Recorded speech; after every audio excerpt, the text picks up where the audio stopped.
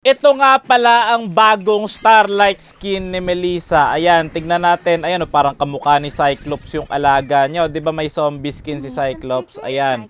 At may elite skin rin siya na kulay dilaw, 'di ba? Yun yung nasa taas. At ito naman parang kamukha ni Ruby eh. Yung epic skin ni Ruby, parang kamukha niya talaga tapos dala-dala niya si Cyclops. Ang pangalan ng bagong skin ni Melissa ay Nightwalker. At tignan nyo mabuti, meron akong 100% win rate kaya magpa-practice tayo sa rank game. Solo rank game po ito at magpa-practice tayo mag-Melissa kahit meron tayong 100% win rate. Titignan lang natin kung nakakalakas ba talaga kapag mayroong bagong skin. Marami kasing nagsasabi na kapag may bagong skin, lumalakas daw. Tignan natin kung totoo. Ako ang mafa-first blood dito, sinadya ko yan para gaganahan ang kalaban at para malaman talaga natin kung talagang nakakalakas itong bagong skin. Shoutout nga pala kay Kyusuke PH na nagbigay ng Starlight skin na to. Sana dumami pa ang followers mo, i-follow nyo siya guys sa mimigayan ng skin. At dito mapipitas ko si Nathan, grabe talaga ang nagagawa ng bagong Starlight skin. Nakakalakas talaga, sobra. Ito talaga 1v1, pagtatadtarin ko ng mga karayom dito si Nathan, ayan tignan nyo mabuti.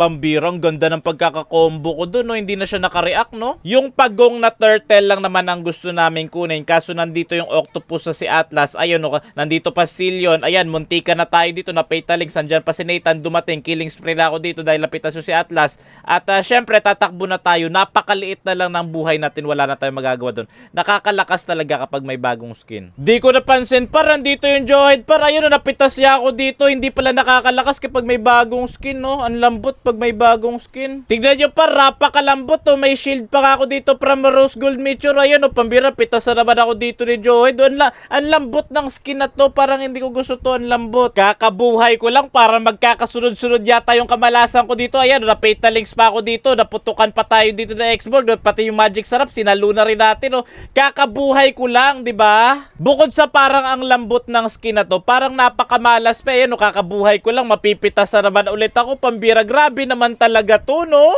Naku, kung ako sa inyo, wag na kayo bumili ng skin na to. Ayun, no, parang lapitin talaga ng disgrasya yung skin na to. Pitas na naman ako dito, kakabuhay ko lang eh.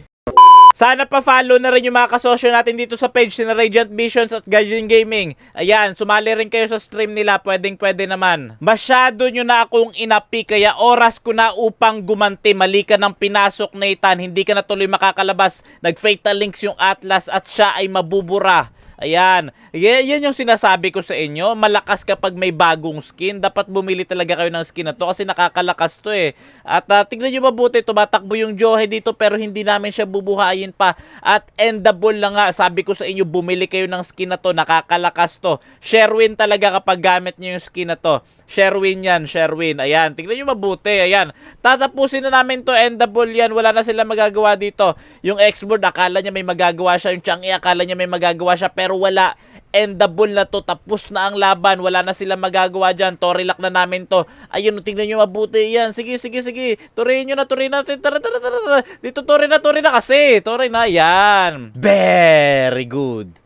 Very good. Syempre panalo tayo dyan. May dagdag star yan. Syempre rank game to. Tsaka solo lang to. At syempre epic comeback yan. Sa laro kasi may comeback. Pero sa inyo ng ex mo wala nang comeback. Ayan. Gold ang nakuha natin dyan. At syempre nakakalakas pag may bagong skin. At parang awa nyo na. I-follow nyo na ako. Salamat po.